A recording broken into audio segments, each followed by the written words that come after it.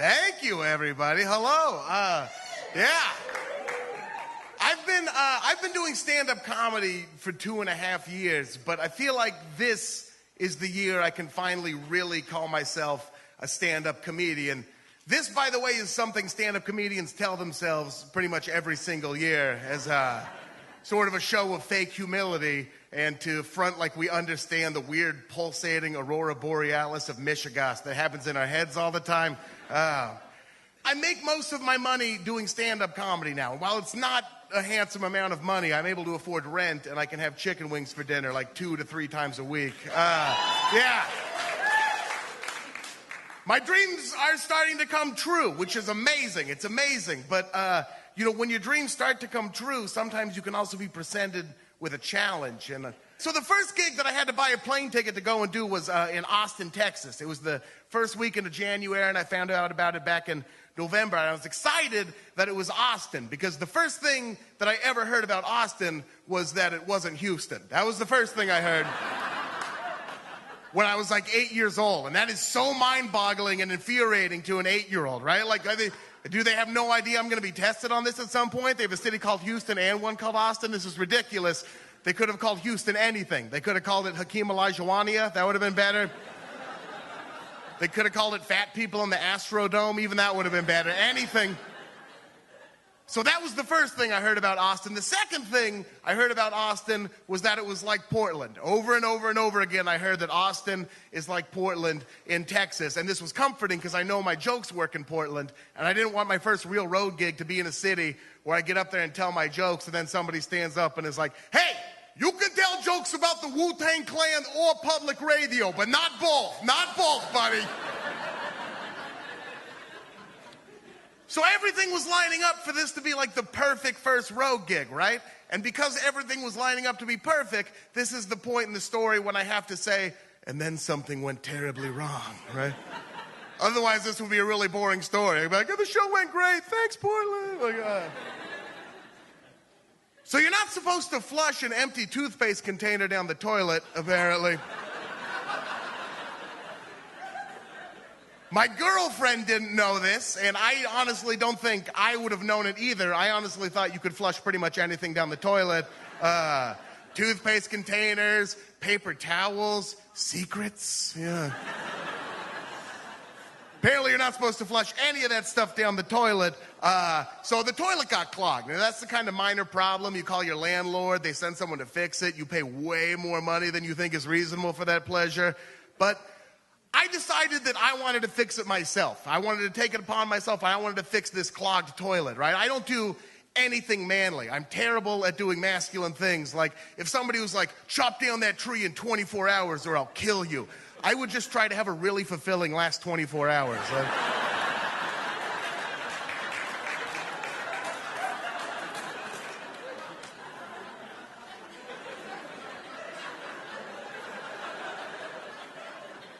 So I did the manly thing, and I Googled toothpaste container flush.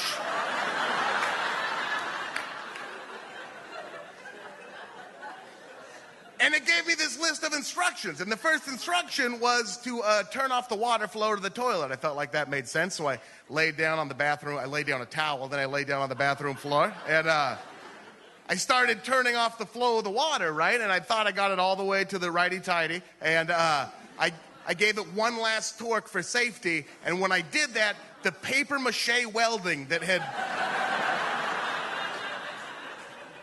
fastened this hose to the wall came flying off, and a laser beam of water shot me right in the face. Like so much water, it was coming so fast, it was like a civil rights amount of water. It was ridiculous. The Southern Poverty Law Center protested my landlord. It was like all of the water in Portland was trying to flow into my apartment. It was like hitting me right in the face, and I was yelling at my girlfriend and cursing Poseidon, you know what I mean, trying to fix it. And the water was starting to flood my bathroom, and then it was getting into the hallway, and it was heading towards like the bedrooms. And my girlfriend had to call the fire department to come and turn off the water for the entire apartment building, right? It was really inconvenient, and it was soaked. The bathroom was soaked. The apartment was soaked. My carefully curated selection of bathroom reading material was ruined. I had to leave for Austin the next day. I was fighting with my girlfriend. My apartment was awful. And then I got a phone call, and my grandfather had died. Not from the flood. That had nothing to do with it. By all accounts, my grandfather had been kind of a complicated person when he was younger, right? He was all like pomade and big cars and broken promises, like that kind of guy.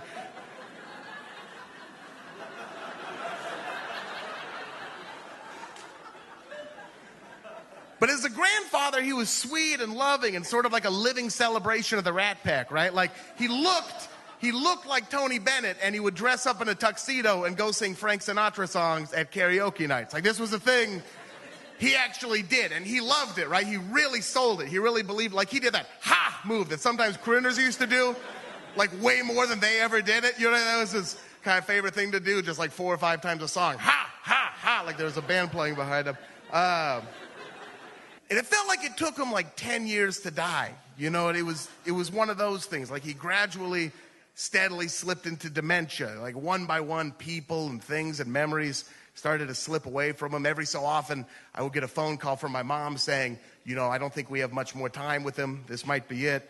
You should spend some time with him. So, you know, you'd kind of brace for it, and then flash forward 3 months, and he'd be singing karaoke in another bar full of like angry old drunk guys with battleship names on their hats.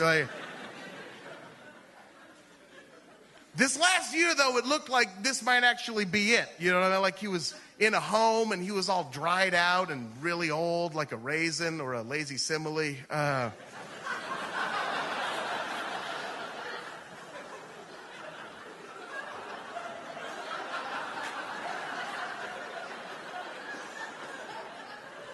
I got a call from my mom on New Year's Eve saying that he had like double pneumonia. He had fluid in both of his lungs, right? You know, and I should get down there if I could. If there's any way I could get down there. She was like, it's New Year's. I know you can't. You're probably out partying. I wasn't. I'd been doing a show to stand up, like a New Year's Eve party, where someone was also dressed like a goat and doing weird trapeze gymnastics, you know, because I live in Portland. And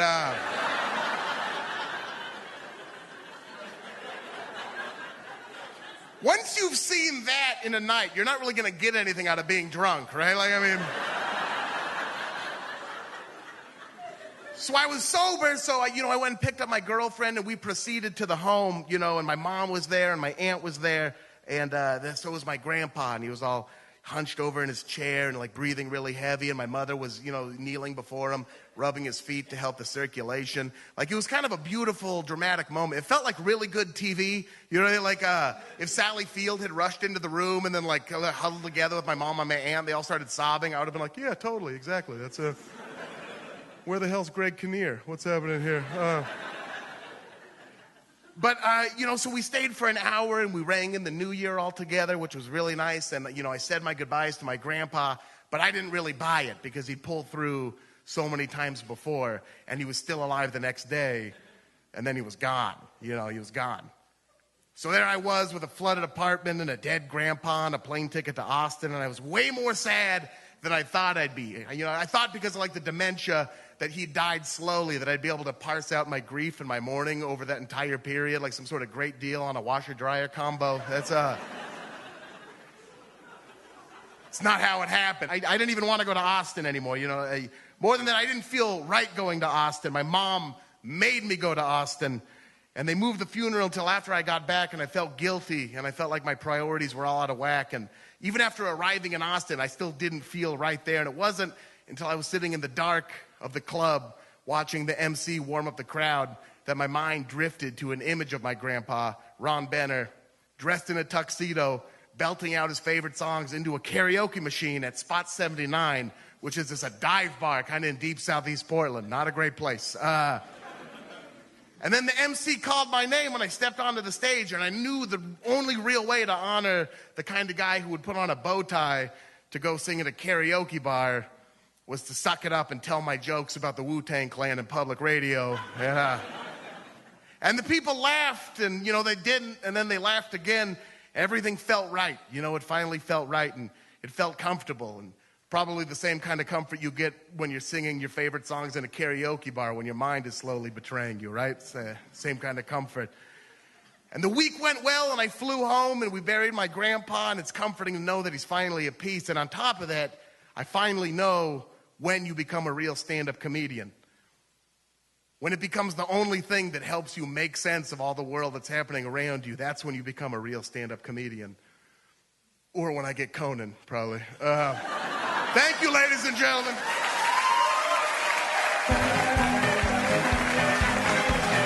And Karmel.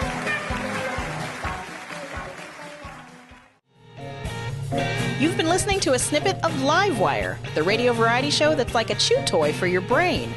For more information about the show or to download our podcast, visit livewireradio.org.